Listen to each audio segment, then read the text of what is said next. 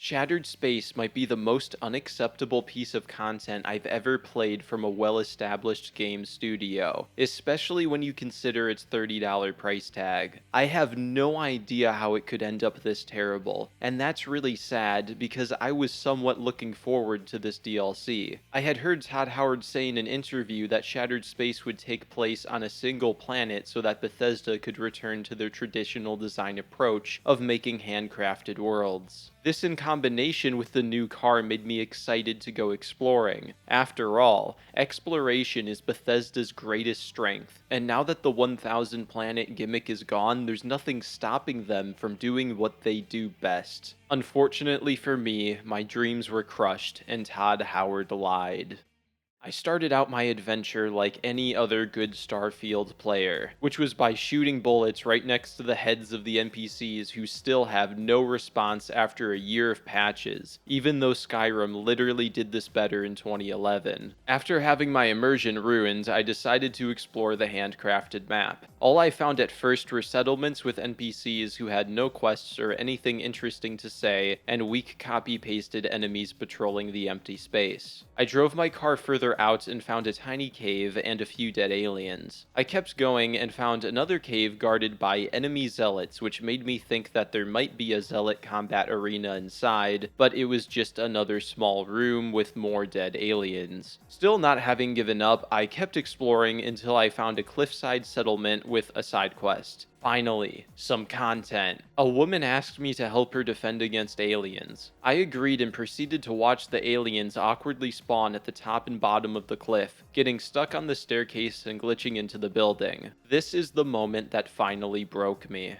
There is no way a competent developer would put an enemy spawning side quest on a cliffside where it would be at its most buggy. A developer didn't do this. It was randomly generated, and the developers didn't care enough to check if the randomly generated content surrounding the map was at all good, which is weird since they spent a year making one map for this $30 DLC. After coming to this realization, I looked back at my map and realized that it was not a handcrafted world, but instead a tiny handcrafted square that surrounds the city. Everything outside of the square is randomly generated content so bad that some randomly generated planets in this same game were more interesting than it. So mediocre content surrounds the tiny square, but what about the square itself? Is it at least fun to explore? No, it isn't. I'm going to list everything that you find in this square. There are settlements with no side quests, and either no NPCs or NPCs with the same copy-pasted dialogue choices. There are main quest locations you can't access while exploring. There are abandoned structures with mostly worthless loot, and there are combat encounters. The only two somewhat worthwhile things I found during my time with the DLC was a monastery with copy-pasted enemies and a dungeon with copy-pasted enemies, both of which didn't end up leading to a side quest or anything substantial. It was just combat for the sake of combat, but at least these places had unique-looking environments. Todd, the entire reason you scaled down the size of the expansion was to make a map that was fun to explore, and you released what might be the worst handcrafted map Bethesda has ever made. I genuinely do not understand what is going on at Bethesda Studios. Oh, and I forgot there's one other thing you find while exploring. Fetch quests. And they don't even have good rewards. I swear Bethesda only pretended to listen to feedback, and most of them still haven't watched a single video criticizing their games. Your rewards for being a courier is some money. For seeking out 4 shrines across the map, you get a few drinks and have a conversation about basic philosophy. Does Bethesda really think they're so great at writing that Bethesda dialogue is an appropriate reward for a boring endgame fetch quest? Shattered Space also runs into the same issue as most endgame RPG areas, which is that it's hard to have consistently good extrinsic rewards for a high-leveled character, and Bethesda does nothing to fix this problem. Most of the weapons and armor you'll find will be worse than what you got in the base game, and the game's so easy it's not like you'll ever feel pressured to find good loot anyways. The only only good thing about exploration is the new car, when you ignore how it lowers the frame rate and gets stuck on every little plant. Still, I found it fun to jump and dash around to my quest locations, and it was a big improvement over slowly walking to every place. The only other real improvement the DLC has over the base game is that they strike a better balance of mixing combat in with some of their side quests. Unfortunately, the combat itself is still unremarkable. Enemy AI will sometimes break, and it's impossible for Bethesda to challenge me with my 100 plus healing items. I've always disliked how Bethesda games let you heal infinitely in a menu because it makes death a resource choice rather than a challenge to overcome. However, even if they did make a better healing system, combat would still be underwhelming due to the terrible enemy variety. After a year of development, Bethesda has made 3 new enemy types. We have normal enemies that teleport, scorpion aliens that teleport, and the redeemed who run fast and hit you with melee attacks. If there are more new enemy types that I'm not aware of, it's because they were so uninteresting that I didn't notice. Even if there were more than 3 new enemies, the combat is so simplistic it's not like they would change the mechanics in a meaningful way. All you do is kite enemies, use cover, shoot, and sometimes jetpack away from melee enemies. That's about it. And the sad thing about combat is that even if I don't love it, I still find it preferable to the dialogue. So Todd lied when he said he was returning to Bethesda's traditional design approach because a mostly empty square is not that, and he only made around 3 new enemy types. But what about the main story quest? If almost no work went into exploration, then maybe the quests will justify the $30 price tag. Unfortunately, the main story might be the worst part. You start out by exploring an abandoned space station where you fight teleporting ghost enemies. You activate something in the ship so that it can warp to the home planet of House Varun. Once you land, you're greeted by their leaders, and you also see a non-violent ghost appear named Anasco, and he starts talking to you. You tell the leaders of House Varun that you can hear the voice, and they instantly dub you the Chosen One. I'm not joking, before you're even let inside the DLC's city, you are already the Chosen One. A big reason why people love playing RPGs in the first place is to see their character progress from a weak nobody to a powerful warrior. Morrowind did this amazingly well, where you start out the game being insulted by everyone, only to become as powerful as a god by the end. Why should I care about proving myself to anyone if I'm the Chosen One 2 seconds in? After becoming the Chosen One, we have to sit through a ton of dialogue before the main quest can start, and I have to be honest and say that I zoned out. If I get any plot details wrong in this video, I am sorry, but I genuinely cannot focus on Bethesda dialogue. And this is coming from someone who absolutely loves the Persona series, the Witcher series, and Baldur's Gate 3. I normally love dialogue in games, but I cannot for the life of me pay attention to a single Bethesda character. It's hard to point out a specific reason as to why when the problem is everything. Almost every line is boring, and every character feels like they have the same few copy-pasted personalities. In Starfield, it's worse than other Bethesda games because the boring characters never stop talking. My understanding of the plot is as follows. The leader of House Varun, Anasco, did an experiment in the Citadel that went wrong, causing half of the city's population to turn into these ghost enemies. At least there's a lore reason as to why the city is so damn empty. Now you need to shoot a super-powered laser at the Citadel's shield so that you can stop the experiment. The only issue is that 3 of the city's major houses have important things that we need to shoot the laser at the Citadel, but they don't feel like handing these things over because of politics, so we need to fix their problems for them. Logically, you might think, wouldn't helping to stop the ghost enemies from killing more people be more important than house politics? But I guess don't think about it too hard, just follow the quest markers like a monkey. The first house quest is about a man whose son rejected the religion of the great serpent in the sky, so he tasks you with locating and murdering his son. This brings me to one of my biggest issues with Bethesda writing: overly simplistic moral choices. When I play an RPG, I want to be a character that I can relate to and be invested in. This means that I will never play a cold-hearted murderer because it would destroy my immersion. However, every choice in a Bethesda game is, are you a psychopath or or are you a decent human being? The most famous example from Fallout 3's first town is, do you detonate the nuke for no reason, or do you not detonate the nuke for no reason? This game has more just like it. Do you let two brothers murder each other, or do you stop the duel? Do you murder the High Priest's son because he's an atheist, or are you not a despicable human being? In other games like The Witcher 3, you might have to think about what option is the lesser of two evils, and then you have to live with both the intended and unintended consequences of your actions. Meanwhile, in a Bethesda game, every quest plays out exactly how you think it would. Oh, and when it comes to the first house quest line, it sucks. You sit through a bunch of dull dialogue, then you explore some barren environments for clues that are hard to find due to the lack of visual clarity in the environment, then you find the priest's son and either kill him or spare him. Next I did House Kadik, which was a bit better. There's an almost interesting moral choice where someone asks you to murder a bunch of hostages being held by the Zealots so that you can say the Zealots murdered them, which would cause the house to stop being able to make deals with terrorists. Of course, murdering the hostages is still obviously the evil thing to do, so it's not really thought-provoking, but at least they tried. The main reason why I liked House Kadik more than the others is because it was mostly just simple dungeon combat, which is preferable to the dialogue. The final house was kind of bad. You explore another dungeon, but it's much more empty and constantly slows down the gameplay by telling you to hit switches to open doors and other things. With those 3 quests completed, you have the materials needed to shoot the laser, and then it crashed my computer, and then I had to reload my save, and then it destroyed the shield. Afterwards, the Varun leaders ask you to go into the Citadel alone because why would they help you save their entire planet? And somehow we're already at the final dungeon of the DLC. Yes, the DLC is basically 5 real quests long, and then there's a couple other dialogue quests when you first get there, I guess. You explore a space station, talk to a bunch of people, do 3 house quests, then explore the Citadel. That's it. This DLC is almost half the price of the base game, yet I don't even know if it's worth $10. Back to the main story, you enter the Citadel and murder a bunch more copy-pasted ghost enemies until you reach the center. The ghost Anasco reappears and finally reveals the truth. He seemed like a good generic Bethesda character, but oh no, he was an evil generic Bethesda character this whole time. How could we not have known? The Citadel only ever exploded because he was trying to create an army of super strong ghosts to take over the world in the name of the Great Serpent. In classic Bethesda fashion, you're given another thought-provoking moral dilemma. Do you let the army of super soldiers destroy...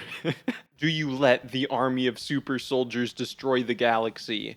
Or do you not let the army of super soldiers destroy the galaxy? Shakespeare is jealous of these writers. I somewhat wanted to let the soldiers destroy the galaxy for content because I knew it would probably give me some cool ending where I meet with the Great Serpent if that god exists. But in the name of role-playing, I decided to be the good guy and not destroy the entire galaxy. This led to a terrible excuse for a final boss, where you press buttons to reveal weak points while copy-pasted enemies attack you. They couldn't even make a new real enemy type for the final boss of their $30 DLC that only introduces 3 new enemy types. I guess in a way it is poetic. Shattered Space is a game all about following map markers from point A to point B to hit switches and open doors, so they decided to make the final boss a series of switches opening weak points. I have no idea how this was okayed.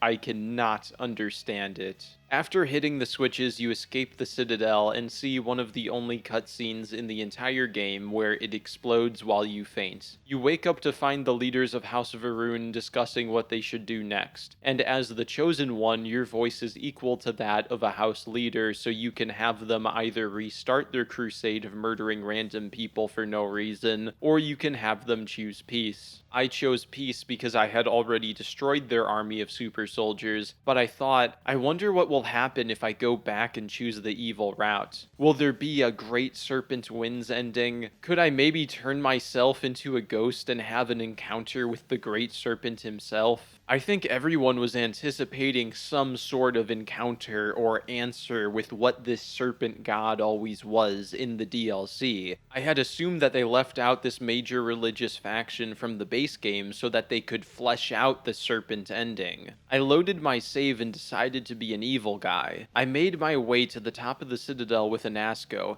and everything was ready for us to take over the galaxy together. Finally, a cool faction ending for evil characters in Starfield. I instantly told Anasco, all must serve, and prepared to ascend to the realm of the Great Serpent. But then something strange happened. I teleported back into the elevator. At first I was confused. Is this another Bethesda bug? Is this some interdimensional time loop with the blue stuff that I'm not understanding? I talked to Anasco again only to hear all the same dialogue, and then I read my other dialogue choices and it finally hit me. There is no evil ending. You just die. You don't even turn into a ghost and get a cutscene with the Great Serpent. There's not even an ending slide that explains how the serpents went on to conquer the universe. There's nothing. They just didn't finish it. This is a $30 DLC with a 6-hour main story quest line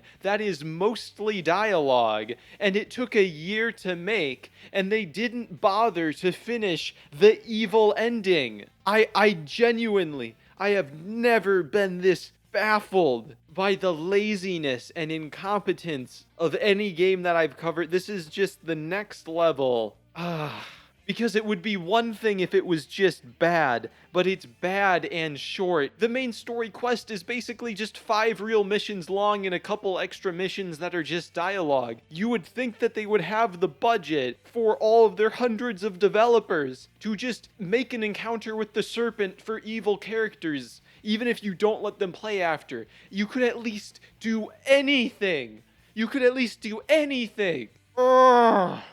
You know, sometimes I come across as a little bit toxic on this channel, and I've been thinking maybe I should tone it back a little bit, but then I played this DLC, and I'm off script right now. I'm just ranting and screaming, but I don't know how else to discuss this, because it is a level of unacceptability that exceeds anything that I've seen before. Some people are upset that Bethesda's game design feels outdated, but that's not really true, is it? Because 2006 Bethesda was more competent than this. Bethesda has regressed to such a large degree that I have no idea what the is going on over there. They literally just threw together another randomly generated map, added a few dungeons, made 5 real faction quests, and called it a day. I've never been the biggest fan of Bethesda, but this is so far below the standards that they themselves have set decades ago that it leaves me feeling baffled. There must be something going terribly wrong with management over there, and people not being able to do their jobs. Because even if I don't always love the types of games that Bethesda designs, there should at least be more game than this for a year of development and $30 DLC. I've seen theories online that this wasn't supposed to be DLC content and that it was just cut content from the base game, and if that's true, then it's even lazier, I guess, because that means that the content was already there, and then after a year fixing it up, this was all they got. I am absolutely fine with a company charging a high price for a short game if it has the quality to justify that price. Shattered Space is not that. It's just short and bad. And it's not just bad on an artistic level, it's a terrible product. $30 for this is an insult to my wallet.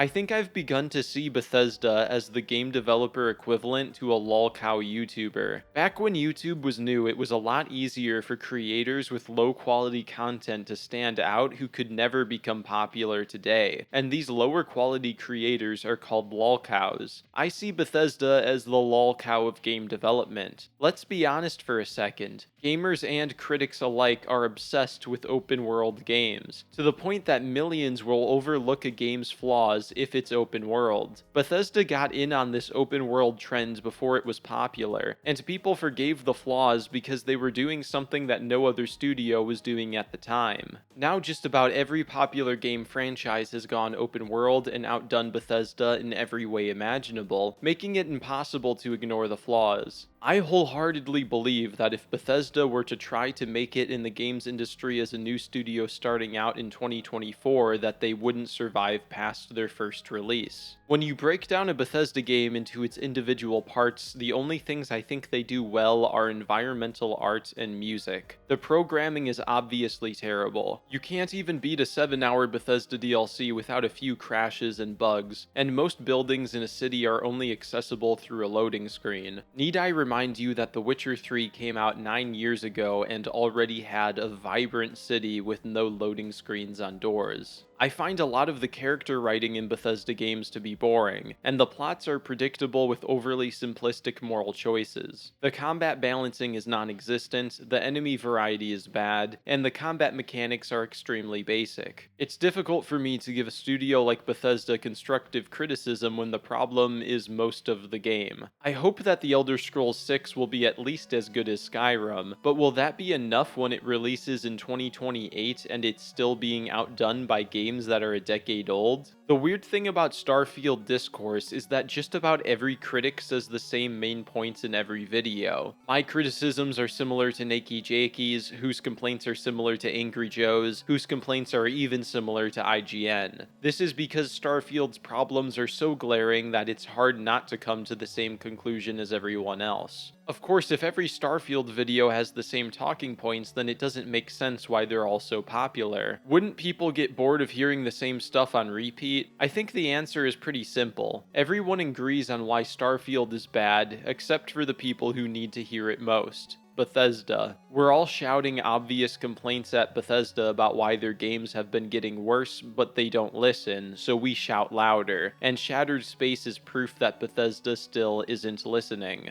Shattered Space has less loading screens due to it taking place on one planet, but it retains almost every other flaw. Todd Howard says that he wants to continue making content for Starfield years into the future. I think it would be best if he didn't do that. He should just cut his losses and try to do better next time, because I don't think many people are going to buy the next DLC after whatever this was. It was so jarring playing this DLC immediately after I played Echoes of Wisdom. Echoes has the best exploration I've experienced this year, with great rewards, and Morrowind-style quest design that doesn't hold your hand. Meanwhile, exploration in Shattered Space is borderline non-functional even by Bethesda's own standards. I've been thinking lately that I've been a bit too mean on this channel and that I should tone it down a little, and then I played Shattered Space and it completely broke me. I can't analyze something like this without getting angry. I don't just dislike the DLC, I feel like I was robbed of $30, and unlike the time they sold Fallout 76 years before it was ready to release, I don't think they're going to finish this DLC. The scariest part about Shattered Space is that Bethesda might actually think this is acceptable. This DLC is so bad that a lot of people who actually liked Starfield don't like it, and people who like Starfield are very patient and willing to put up with a lot of flaws. The whole point of limiting the DLC to one planet was to improve exploration, and they just didn't do it. For $30, this DLC is such a ripoff that it somehow manages to be more disappointing than Starfield's base game, which is something I never thought possible.